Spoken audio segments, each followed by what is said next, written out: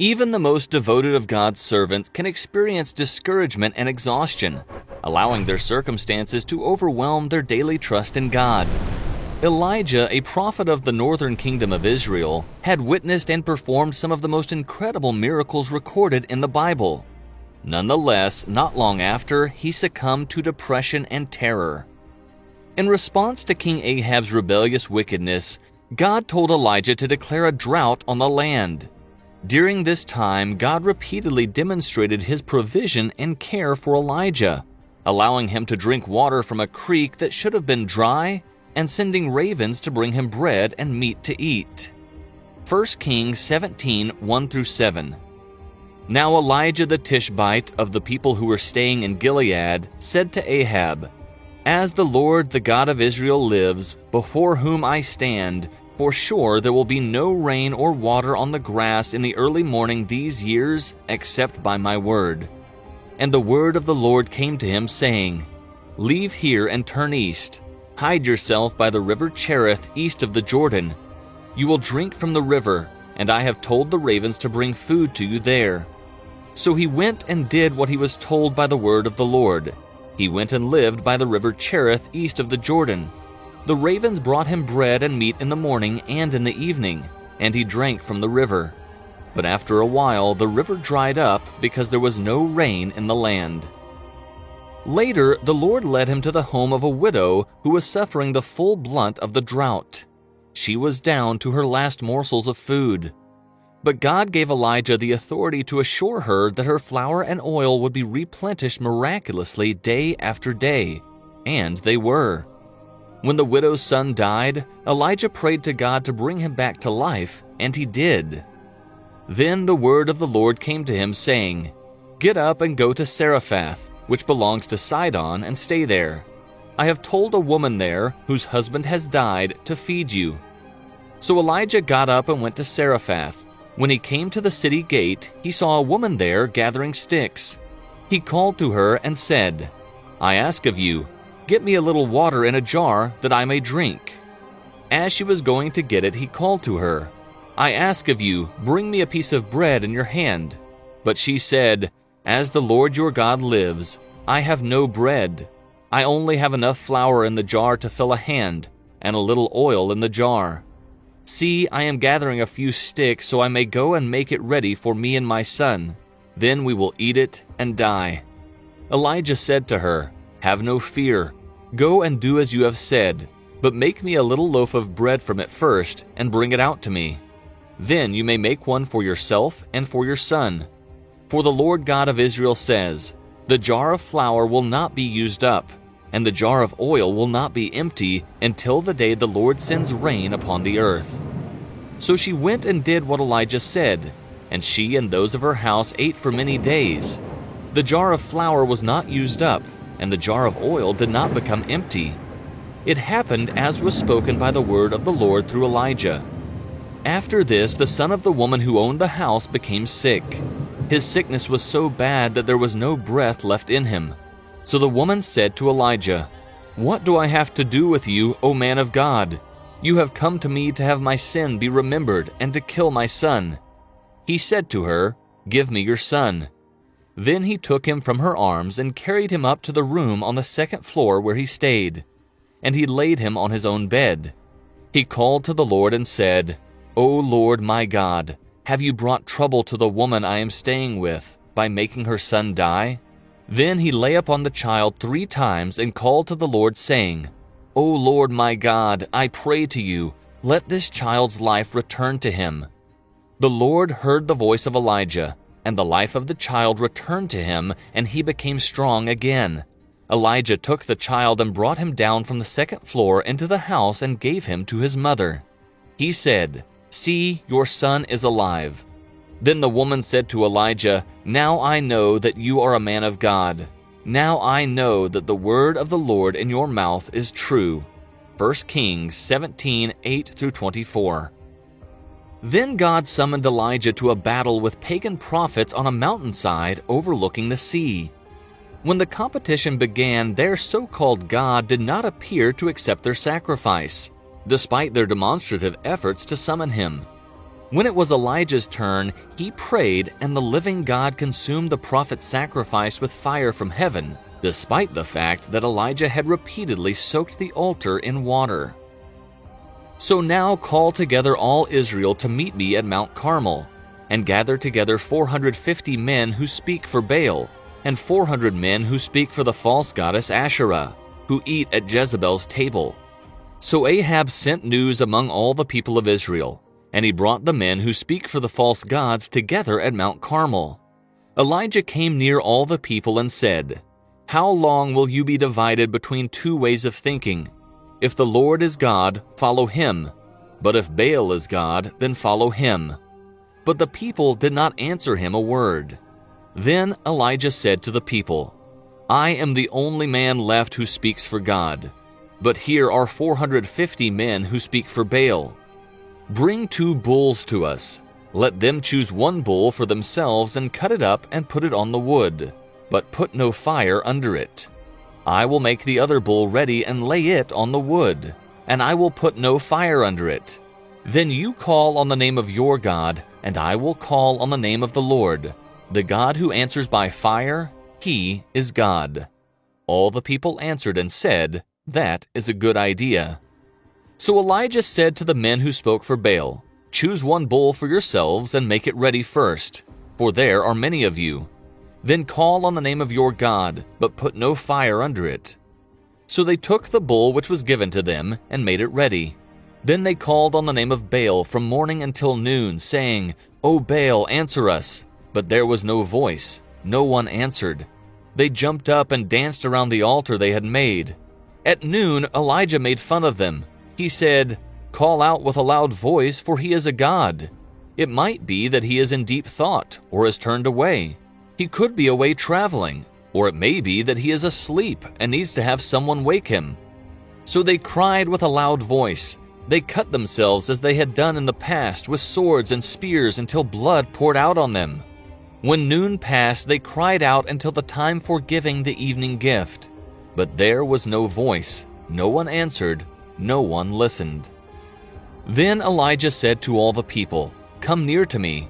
So all the people came near to him, and he built again the altar of the Lord which had been torn down. Then Elijah took 12 stones by the number of the families of Jacob's sons. The word of the Lord had come to Jacob's sons, saying, "Israel will be your name." With the stones he built an altar in the name of the Lord, and he made a ditch around the altar big enough to hold 22 jars of seed. Then he set wood in place. He cut the bull in pieces and laid it on the wood. And he said, "Fill 4 jars with water and pour it on the burnt gift and on the wood." Then he said, "Do it a second time." And they did it a second time. He said, "Do it a third time." And they did it a third time. The water flowed around the altar and filled the ditch also. Then the time came for giving the evening gift. Elijah, the man who spoke for God, came near and said, "O Lord, God of Abraham, Isaac, and Israel, let it be known today that you are God in Israel. Let it be known that I am your servant and have done all these things at your word. Answer me, O Lord, answer me, so these people may know that you, O Lord, are God. Turn their hearts to you again." Then the fire of the Lord fell. It burned up the burnt gift, the wood, the stones, and the dust, and it picked up the water that was in the ditch. All the people fell on their faces when they saw it. They said, "The Lord, He is God. The Lord, He is God." 1 Kings 18:19-39. The crowds not only saw God's fire in Elijah, but they also saw it in his ministry, literally. Elijah became frustrated with his people's spiritual rebellion and enraged by the false prophet of Baal. He faced both forces atop Mount Carmel and defeated the devil's henchmen, despite the fact that they outnumbered him 850 to 1. No one had seen anything like his bravery since the unremembered day David fought Goliath years before. And, like the underdog David, Elijah confronted his adversary with zeal.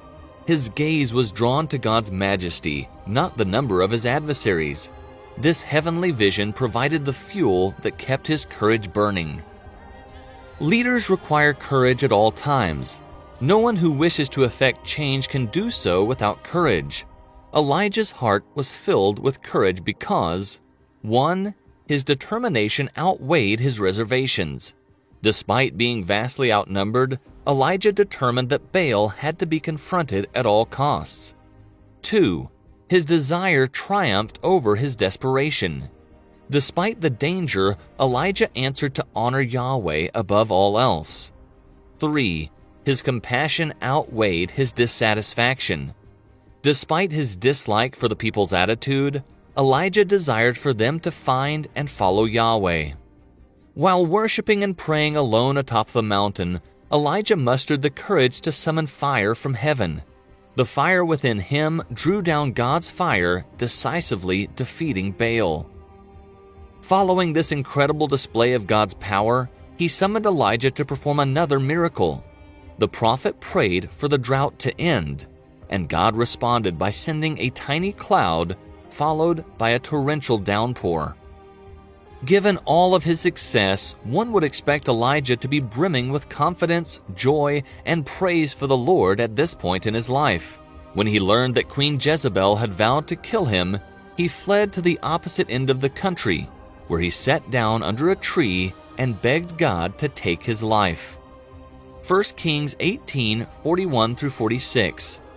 Then Elijah said to Ahab, "Go up, eat and drink, for there is the sound of much rain." So Ahab went up to eat and drink. But Elijah went up to the top of Carmel. He got down on the ground and put his face between his knees. And he said to his servant, "Go up now and look towards the sea." So he went up and looked and said, "There is nothing." 7 times Elijah said, "Go again." The 7th time he said, "I see a cloud as small as a man's hand coming up from the sea." Elijah said, "Go and tell Ahab, make your war wagon ready and go down so that the rain does not stop you." Soon the sky became black with clouds and wind, and there was much rain. And Ahab went to Jezreel. Then the hand of the Lord was on Elijah. He pulled his clothing up under his belt and ran before Ahab to Jezreel. 1 Kings 18:1-9. Ahab told Jezebel all that Elijah had done. He told her how Elijah had killed with the sword all the men who spoke for Baal. Then Jezebel sent news to Elijah saying, "So may the gods do to me and even more if I do not make your life as the life of one of them by this time tomorrow." Elijah was afraid. He got up and ran for his life. When he came to Beersheba of Judah, he left his servant there, but he himself traveled for a day into the desert. He came and sat down under a juniper tree. There he asked that he might die, saying, "It is enough now, O Lord, take my life, for I am not better than my fathers." When he lay down and slept under the juniper tree, an angel touched him.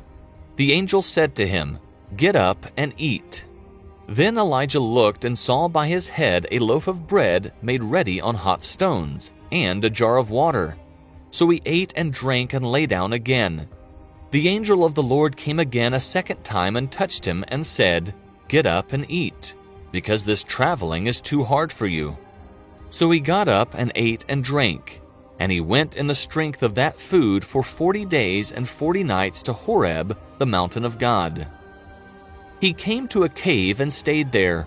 The word of the Lord came to him and said, "What are you doing here, Elijah?" Elijah said, "I have been very careful to serve the Lord, the God of all. For the people of Israel have turned away from your agreement. They have torn down your altars and have killed with the sword the men who speak for you. Only I am left, and they want to kill me." Fortunately, that is not the end of the story. God did not abandon Elijah when he discovered him, to put it mildly, not at his best. No, the Lord picked him up, tossed him back into the fray, provided him with invaluable assistance in the form of the prophet Elisha, and then whisked him away to heaven in a whirlwind. 1 Kings 19:11-18. So the angel said, "Go and stand on the mountain before the Lord." And the Lord passed by. A strong wind tore through the mountains and broke the rocks in pieces before the Lord. But the Lord was not in the wind. After the wind, the earth shook, but the Lord was not in the shaking of the earth.